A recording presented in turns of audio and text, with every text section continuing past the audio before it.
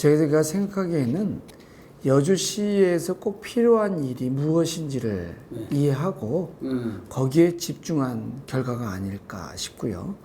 또 하나는 우리 공직자들께서 우리가 집중해야 할 일을 또 함께 해준 결과다라고 생각이 듭니다.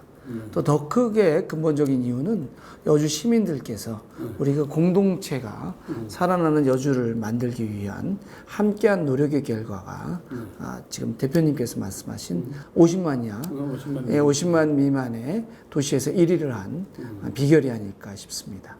정치는 세상 만사의 모든 것이 모이는 곳이다. 어찌 정치를 하면서 힘들지 않기를 바라냐. 힘들지 않기를 바라는 정치라면 정치를 그만둬야 된다. 이런 생각이 들고요. 따라서 금방 말씀하신 것처럼 보수적인 그런 분들이 있을 수도 있고 좀 더 진보적인 의견이 있을 수도 있는데 이것 자체도 우리 사회를 새롭게 변화시키기 위한 역동적인 모습이라고 생각이 들고요. 금방 대표님께서 제일 첫 번째 인터뷰 하신 것이 50만 미만 도시에서 1등 했다라고 얘기하셨잖아요. 정치가 나쁘고 잘못됐는데 세상에 행복한 사람 없고요. 그러나 정치가 아무리 잘 되더라도 그 개중에 어렵고 힘드신 분은 있죠.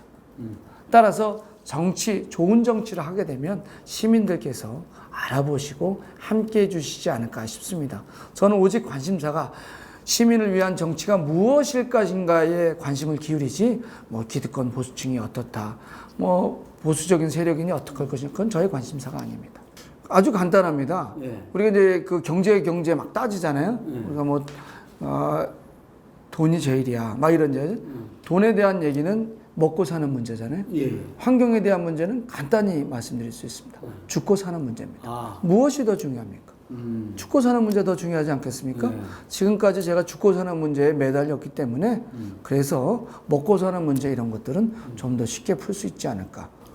그래서 정치 문제도 죽고 사는 문제에 달려있기 때문에 그냥 제가 하고 싶은 대로 했는데 그 뜻을 우리 하늘의 뜻처럼 시민들이 함께 해주셔서 제가 시장의 일을 하고 있지 않을까 싶습니다. 제가 비유적으로 하나 말씀드리겠습니다.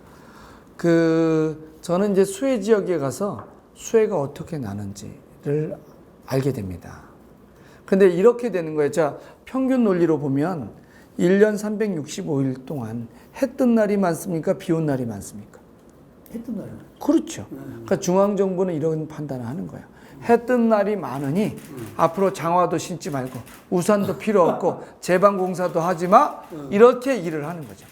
그런데 문제는 실제는 비가 와서 제방 수리도 해야 되고 우산도 써야 되고 그리고 물고도 터줘야 되는 일이 있습니다. 이걸 안 하게 되면 큰 문제가 터지죠. 이건 지방정부가 유일하게 할 수 있는 일이거든요. 조금 더 다른 비유적으로 말씀드리면 한 번도 음식을 먹어보지 않은 사람들이 음식의 요 조리 방법론, 레시피를 만들어서 이렇게 만들면 맛있다라고 제시하는 사람들이 중앙정부의 사람들이 아닐까 싶습니다.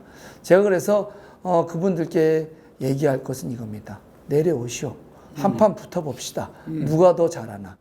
위에서 떠들지 말고 그러나 여기 와보시면 당신들도 이제는 지방분권이 왜 필요한지 아실 것이오.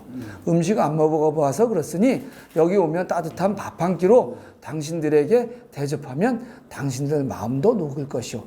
그 위에서 인스턴트만 먹지 마시오. 그래서 건강이 나빠져서 한 일이니 나는 그런 정도는 이해하니 걱정 말고 몸도 마음도 고치시오. 이렇게 말씀드리고 싶습니다. 부가 이제는 돈을 나눠줄 정도로 됐다. 그러니까 사회적 생산의 크기가 그 정도 크다가 전제입니다. 그 분명히 우리나라가. 네. 또 하나는 생산 자체가 로봇이 생산하고 고집적으로 생산해요. 그러니까 옛날에는 한 100명이 일하던 걸 이제는 1명도 일하는 데 됐다. 1000명이 일하는 걸 2~3명이 일해도 될 정도로 세상은 바뀌었다. 그러면 그 엄청나게 많은 생산품들은 누가 소비하냐? 결국 일반 시민들이 소비해야 된다. 즉 경제 동력이 돌리기 위해서라도 바로 그 소비할 수 있는 재원이 돌아가야 된다는 거죠. 더 근본적으로는 이런 부의 불평등은 기업 활동은 활동대로 잘하게 하고 회수는 회수대로 해서 적절하게 시민들이 살 수 있는 기본적 삶을 유지할 수 있게끔 하는 것으로서 기본소득은 이제는 피할 수 없는 길이 되고 있다. 그것은 서구 유럽뿐만 아니라 전 세계적으로 코로나19 때문에 돈을 찍어내서 일반 시민들에게 뿌려주는 소비를 촉진하기 위해서 그런 걸 보더라도 이건 일시적 현상이 아니라 지구적 현상일 거고, 이 지구적 현상에서 결국 누가 이걸 먼저 개념화하고 먼저 나가느냐에 따라서 아마 우리가 사회적인 선진국을 계속 유지할 수 있느냐 여부가 거기서 따라 전 유지될 거라고 보고요. 그런 면에서는 여주시가 경기도 최초로 농민 기본 수당을 지급하게 됐는데요. 또 경기도에서 지금 논의하고는 농민 기본 소득 개념으로 우리 신속하게 옮겨갈 계획입니다. 좀 더 말씀드리면 이건 왜 그러냐면 사실은 도시와 농촌이라고 할 때 농촌이란 개념은 도시에 의한 수탈 개념으로부터 시작된 것이지 농촌이란 개념이 원래 있었던 개념이 아닙니다. 도시에는 자본과 정치와 군사와 법과 경찰이 모두 집중되어 있습니다. 따라서 이걸로써 농업 노동자뿐 아니라 산업 노동자를 공급하는 개념으로서 농촌 개념을 수립하게 됐고, 농촌이라고 하는 것은 현대 사회에서는 끊임없이 수탈체계다. 따라서 여기에서는 농민 기본소득은 기본이고, 도시 내로 들어가게 되면 우리 고용과 피고용의 상태에서 본 청년, 실업자, 그리고 일반 어려운 노령층이나 또 아기를 기르고 있는 그 어머님들, 이런 쪽에 기본수당의 개념에 재원이 투자해야 되는 건 분명해 보입니다. 그거는 좀 더 연구해 봐야 되는데요. 왜 그러냐면 우리는 농민 기본소득을 그냥 일반적으로 다 드리거든요. 그러니까 저는 이렇게 생각해요. 대상을 한정하게 될 경우에 문제는 이렇습니다. 자, 400만 원까지만, 그러니까 300만 원까지로 하시죠. 300만 원 미만은 기본소득을 주고 300만 원 이상은 안 준다고 하시자고요. 한 가구. 그러면 299만 원. 300만 원, 그러니까 300만 원 초과죠, 초과. 이상이 적절하죠. 그러면 299만 원은 주고 딱 300만 원 주지 않아요? 너무 애매하죠. 그래서 기본소득은 모든 사람에게 주고 소득에 따른 세금은 또다시 빼내는 것이 적절하지, 기본소득을 차등으로 주게 되면 이걸 골라내는 작업이 어마어마한 인력이 들어가고 매년 변동이 있습니다.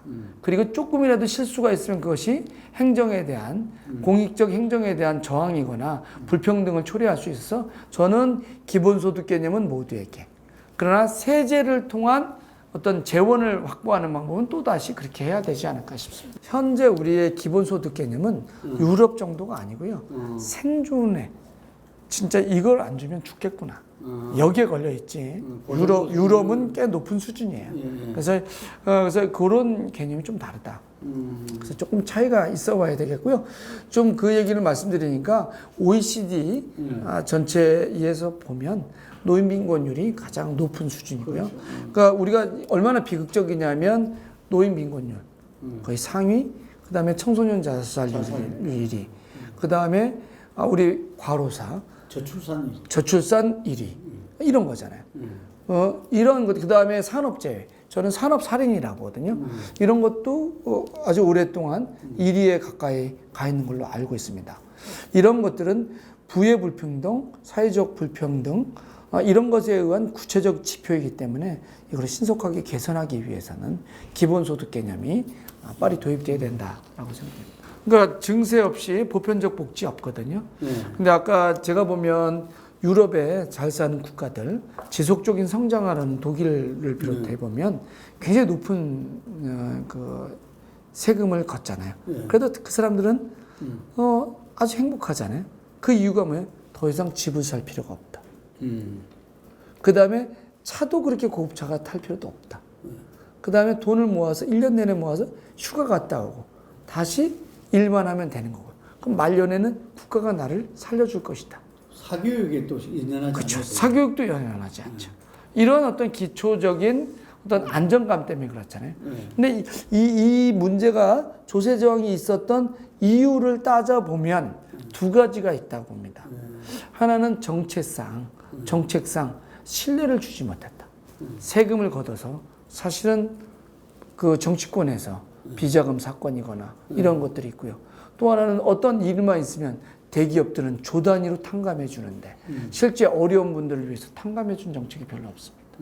도와준 정책이 없죠. 그런데 여기에서 어떤 것을 또 이용하냐 하면 돈 많은 그러니까 증세는 결국 서민들에게 더 고통만 가중된다고 하는 잘못된 이데올로기가 여기에 들어가게 된 거죠. 사실은 증세 없는 복지는 포퓰리즘의 아주 근본적인 고리가 되고 결국에는 기업 활동뿐 아니라 어떤 국가 경쟁력도 굉장히 낙후시키는 그런 문제가 있어서 나서 저는 증세가 있는 복지 정책 이것만이 유일한 살 길이라고 봅니다.